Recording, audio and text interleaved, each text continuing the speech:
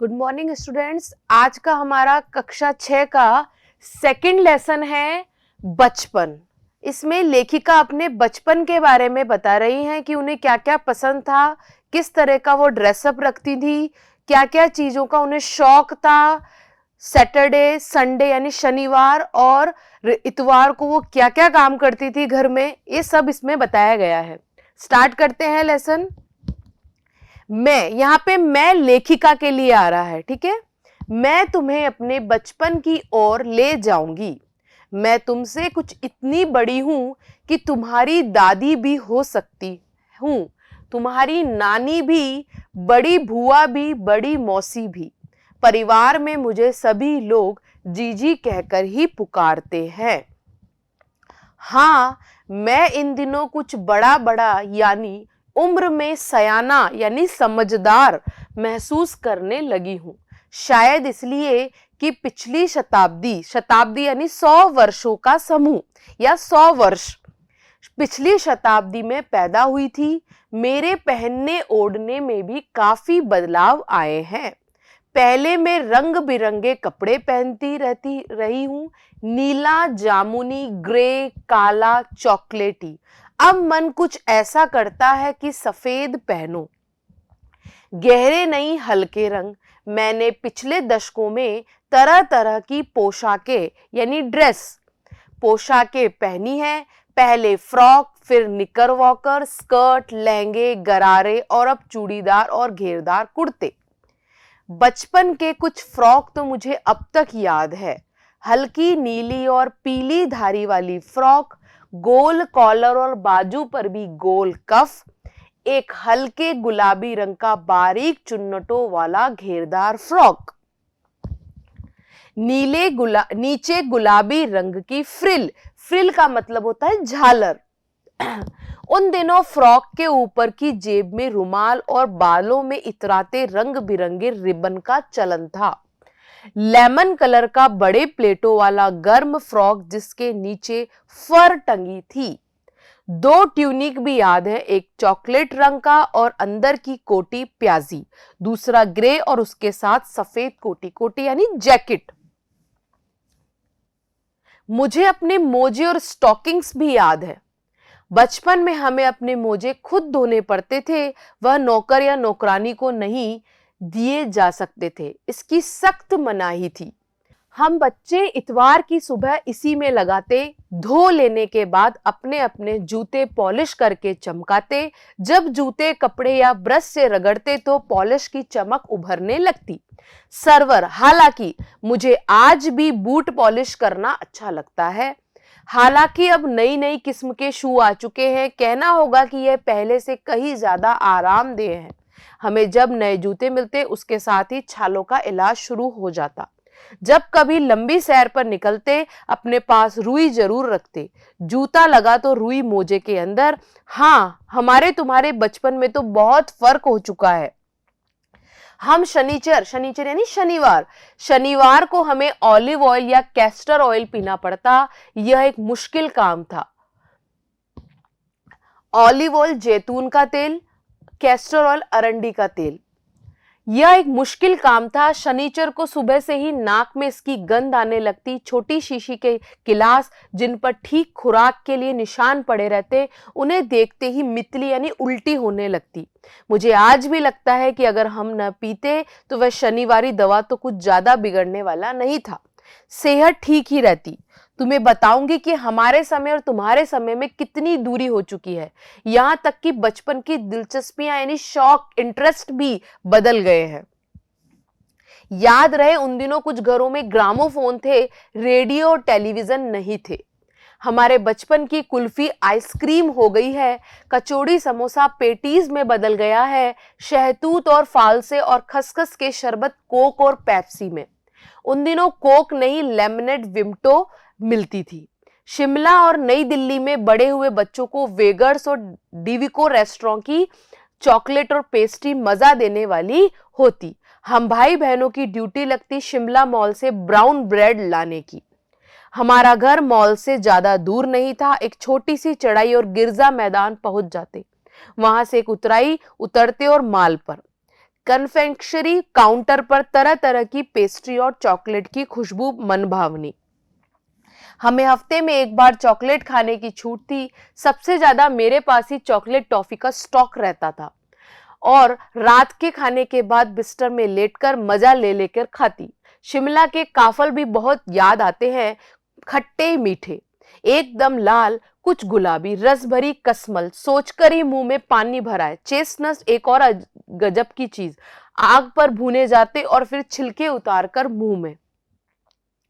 चना जोर गरम और अनारदाने का चूर्ण, हाँ चने जोर गरम की पुड़िया तो तब थी, वह अब भी नजर आती है। पुराने कागजों से बनाई हुई इस पुड़िया में निरा बिल्कुल हाथ का कमाल है। नीचे से तिरछी लपेटते हुए ऊपर से इतनी चौड़ी कि चने आसानी से हथेली पर पहुंच जाए। एक वक्त था जब फिल्म का गाना चना जोर गरम बाबू में लाया मजेदार, चना जोर गरम उन दिनों स्कूल के हर बच्चे को आता था। कुछ बच्चे पुड़िया पर तेज मसाला बुरकवाते यानी छिड़कवाते। पूरा गिरजा मैदान घूमने तक ये पुड़िया चलती। एक एक चना पापड़ी मुंह में डालने, एक एक चना पापड़ी मुंह में डालने और कदम उठाने में एक खास ही लय रफ्तार थी। छुटपन में हमने शिमला रीच पर बहुत मजे किए हैं, घोड़ों की सवारी की है। शिमला के हर बच्चे को कभी ना कभी ये मौका मिल ही जाता था। हम जाने क्यों घोड़ों को कुछ कमतर करके समझते, उन पर हंसते थे। ननिहाल के घोड़े खूब हष्ट-पुष्ट और खूबसूरत, उनकी बात फिर कभी। शाम को रंग बिरंगे गुब्बारे, सामने जाखू का पहाड़, ऊंचा चर्च, चर्च की घंटियां बजती तो दूर दूर तक उनकी गूंज फैल जाती। लगता इसके संगीत से प्रभु यीशु स्वयं कुछ कह रहे हैं। सामने आकाश पर सूर्यास्त हो रहा है, गुलाबी सुनहरी धारियां नीले आसमान पर फैल रही हैं। दूर दूर तक फैले पहाड़ों के मुखड़े गहराने लगे हैं, यानी अंधेरा होने लगा है। देखते देखते बत्तियां टिमटिमाने लगी हैं। रीस पर की रौनक और माल की दुकानों की चमक भी क्या कहने। स्कैंडल पॉइंट की भीड़ से उभरता कोलाहल, शोर। सर्वर स्कैंडल पॉइंट के ठीक सामने उन दिनों एक दुकान हुआ करती थी जिसके शोरूम में शिमला कालका ट्रेन का मॉडल बना हुआ था। इसकी पटरियां, उस पर खड़ी छोटे छोटे डिब्बों वाली ट्रेन, एक और लाल टिन की छत वाला स्टेशन और सामने सिग्नल देता खंबा, थोड़ी थोड़ी दूर पर बनी सुरंगें। पिछली सदी में तेज रफ्तार वाली गाड़ी वही थी। कभी कभी हवाई जहाज भी देखने को मिलते। दिल्ली में जब भी उनकी आवाज आती बच्चे उन्हें देखने बाहर दौड़ते। दिखता एक भारी भरकम पक्षी उड़ता जा रहा है पंख फैलाकर। ये देखो और वह गजब, उसकी स्पीड ही इतनी तेज लगती। हाँ, गाड़ी के मॉडल वाली दुकान के साथ एक और ऐसी दुकान थी जो मुझे कभी नहीं भूलती। यह वह दुकान थी जहां मेरा पहला चश्मा बना था। वहां आंखों के डॉक्टर अंग्रेज थे। शुरू शुरू में चश्मा लगाना बड़ा अटपटा लगता। छोटे बड़े मेरे चेहरे की ओर देखते और हंसते, कहते आंखों में कुछ तकलीफ है, इस उम्र में ऐनक यानी चश्मा, दूध पिया करो। मैं डॉक्टर साहिब का कहना कहा दोहरा देती, कुछ देर पहनूंगी तो ऐनक उतर जाएगी। वैसे डॉक्टर साहब ने पूरा आश्वासन दिया था, लेकिन चश्मा तो अब तक नहीं उतरा, नंबर बस कम ही होता रहा। मैं अपने आप इसकी जिम्मेवार हूं। जब आप दिन की रोशनी को छोड़कर रात में टेबल लैंप के सामने काम करेंगी तो इसके अलावा और क्या होगा। जब पहली बार मैंने चश्मा लगाया तो मेरे एक चचेरे भाई ने मुझे छेड़ा, देखो देखो कैसी लग रही है। आंख पर चश्मा लगाया ताकि सूझे दूर की यह नई लड़की को मालूम सूरत बनी लंगूर की। मैं खिजी यानी गुस्सा करना, खिजी कि मुझ पर यह क्यों दोहराया जा रहा है, पर शेर बुरा न लगा। जब वह चाय पीकर चले गए तो मैं अपने कमरे में जाकर आईने के सामने खड़ी हो गई। कई बार अपने को देखा, ऐनक उतारी, फिर पहनी, फिर उतारी, देखती रही। सूरत बनी लंगूर की, नई नई, हाँ हाँ हाँ। मैंने अपने छोटे भाई का टोपा उठाकर सिर पर रखा। कुछ अजीब लगा, अच्छा भी और मजाकिया भी। तब की बात थी, अब तो चेहरे के साथ घुल मिल गया है चश्मा। जब कभी उतरा हुआ होता तो चेहरा खाली खाली लगने लगता है। याद आ गया वह टोपा, काली फ्रेम का चश्मा और लंगूर की सूरत। हाँ, इन दिनों शिमला में मैं सिर पर टोपी लगाना पसंद करती हूँ। मैंने कई रंगों की जमा कर ली है, कहाँ दुपट्टों का ओढ़ना और कहाँ सहज सलभ सुभेते यानी अच्छे लगने वाली हिमाचली टोपियां। इसके क्वेश्चन आंसर देखते हैं। लेखिका बचपन में इतवार की सुबह क्या क्या काम करती थी? तो लेखिका इतवार की सुबह अपने मोजे धोती थी और जूतों पर पॉलिश किया करती थी, ब्रश और कपड़े से उन्हें रगड़कर चमकाती थी। ठीक है। सेकंड है, तुम्हें बताऊंगी कि हमारे समय और तुम्हारे समय में कितनी दूरी हो चुकी है। इस बात के लिए लेखिका क्या क्या उदाहरण देती है? देखो लेसन में भी दिया हुआ है और मैं वैसे भी बता देती हूं आपको कि उसके समय में और आज के समय में बहुत चेंज आ गए हैं। पहले उन दिनों घरों में ग्रामोफोन थे, अब टेलीविजन और रेडियो उस समय नहीं थे। अब पहले कुल्फी थी, वो कुल्फी अब आइसक्रीम में बदल गई है। कचौड़ी और समोसा है वो पेटीज में बदल गया है। शहतूत और फाल से खसखस के शरबत अब कोक पेप्सी में बदल गए हैं। उन दिनों कोक नहीं, लेमनेड और विम्टो मिलती थी। इस तरह से वो उस टाइम का और इस टाइम के बीच में अंतर बता रही हैं।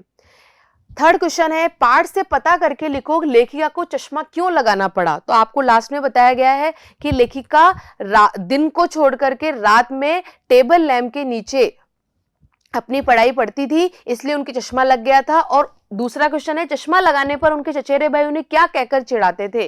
तो चश्मा लगने पर उनके चचेरे भाई उन्हें बहुत चिढ़ाते थे, उन्हें कहते थे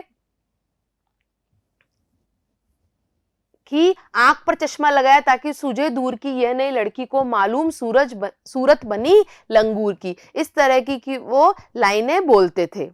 लेखिका अपने बचपन में कौन कौन सी चीजें मजा लेकर खाती थी, उनमें से प्रमुख फलों के नाम लिखिए।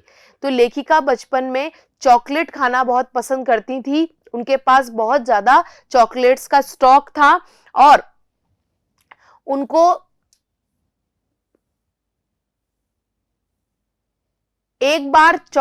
हफ्ते में एक बार चॉकलेट खाना की खरीदने की छूट थी।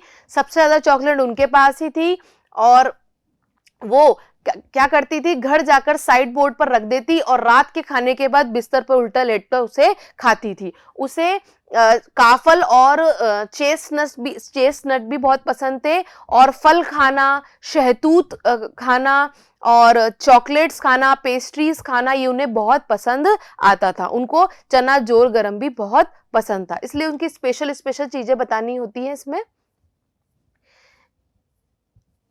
स्मरण से आगे ही क्वेश्चन आंसर है, बस हमारे 4 क्वेश्चन आंसर, इसके आगे क्वेश्चन आंसर हम नहीं करेंगे क्योंकि वो इंपॉर्टेंट नहीं है हमारे लिए। ठीक है, थैंक यू।